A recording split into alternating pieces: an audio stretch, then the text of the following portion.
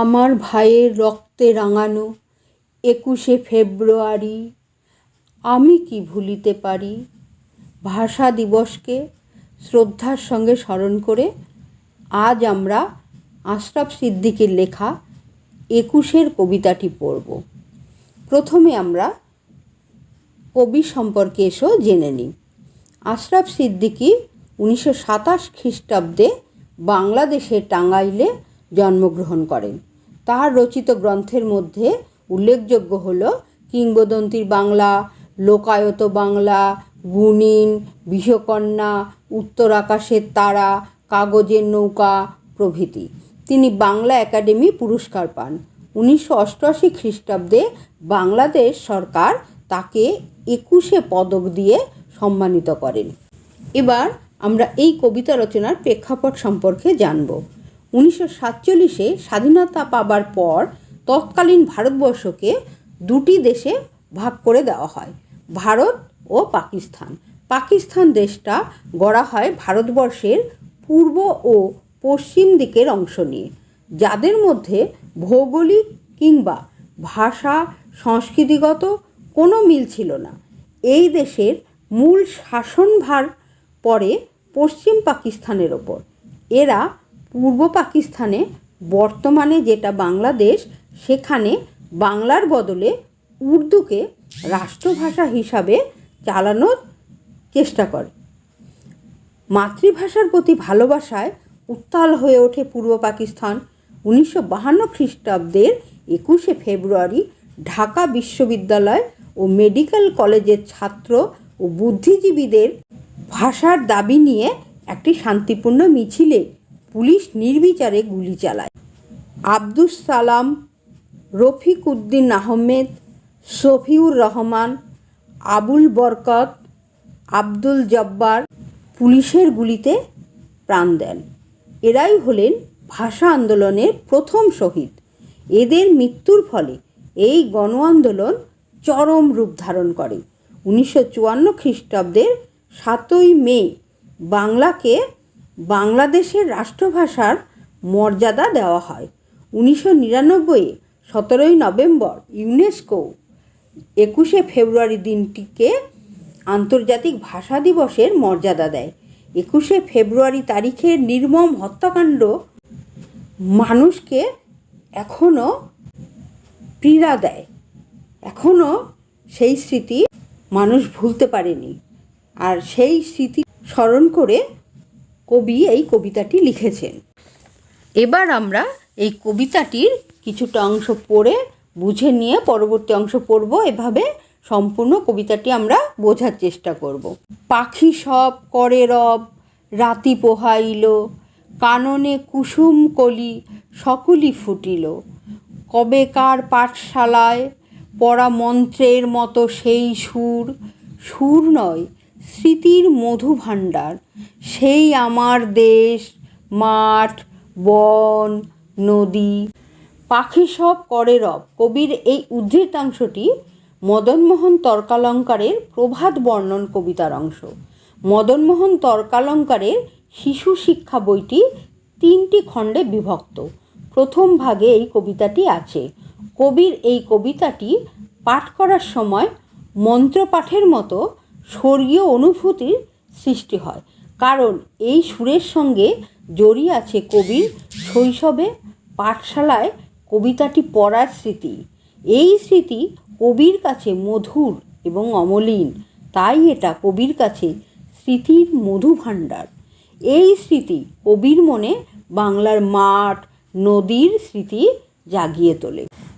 আমার দেশের জারি, সারি, ভাটিয়ালি, মুর্শিদি আরও কত সুরের সাথে মিশে আছে আমার মায়ের মুখ, আমার মায়ের গাওয়া কত না গানের কলি। বিন্নি ধানের মাঠের ধারে হঠাৎ কয়েকটি গুলির আওয়াজ, কয়েকটি পাখির গান, শেষ না হতেই তারা ঝরে গেল, পড়ে গেল মাটিতে। কবি জারি, সারি, ভাটিয়ালি, মুর্শিদি, বিন্নি ধানের কথা বলেছেন। প্রথমে আমরা এগুলো সম্পর্কে জেনে নিই। জারি কি? জারি এক ধরনের পল্লীগীতি। বাংলার মুসলমানদের মধ্যে প্রচলিত। জারি গানের অর্থ হলো শোক সঙ্গীত। কারবালার প্রান্তরে হজরত মোহাম্মদের দৌহিত্র হোসেন এবং পরিবারের অন্য সদস্যদের শোচনীয় মৃত্যুকে উপলক্ষ করে জারি গান রচিত হয়।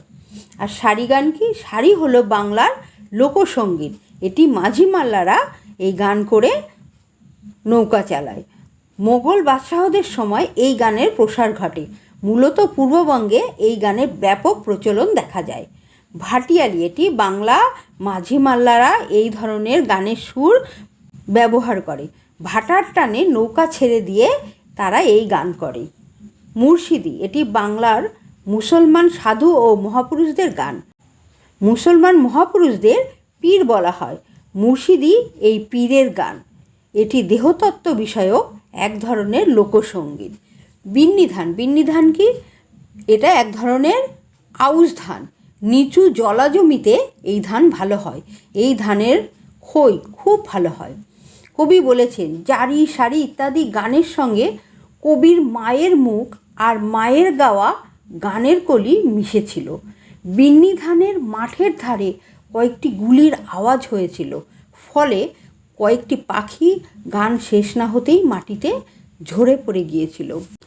সেই শোকে কালবৈশাখীর ঝড় উঠল আকাশে, মাঠ কাঁপলো, ঘাট কাঁপলো, বাট কাঁপলো, হাট কাঁপলো, বন কাঁপলো, মন কাঁপলো, ইতিহাস থমকে দাঁড়িয়ে লিখে নিল সব। বিন্নি ধানের মাঠের ধারে গুলিবিদ্ধ পাখিদের শোকে কালবৈশাখী ঝড় উঠল। এই উপমার আড়ালে কবি আসলে বলতে চেয়েছেন, পাক সেনাবাহিনীর হাতে ভাষার মর্যাদা রক্ষায় সংগ্রামী মানুষদের শহীদ হওয়ার ঘটনা। তাই তো সহস্র পাখির কলতানে আজ দিগন্ত মুখর, তাই তো আজ দেখো এ মিছিলে এসে দাঁড়িয়েছেন আমার মা, যিনি বাংলা ভাষায় কথা বলতে বড় ভালোবাসেন। কথায় কথায় কত কথা, কত রূপ কথা, আর ছড়ায় ছন্দে মিষ্টি সুরের ফুল ছড়ান, যিনি এখনও এ মিছিলে গুনগুন করে গাইতে পারেন। পাখি সব করে রব, রাতি পোহাইল, কাননে কুসুম কলি সকলে ফুটিল, রাখাল গরুর পাল লয়ে যায় মাঠে, শিশুগণ দেয় মন নিজ নিজ পাঠে। বাঙালি জীবনের পরিচয় কথকতা, রূপকথা ইত্যাদির মধ্য দিয়ে প্রকাশ পায়। এই সমস্তই বাঙালি সংস্কৃতির নিজস্ব ধারা।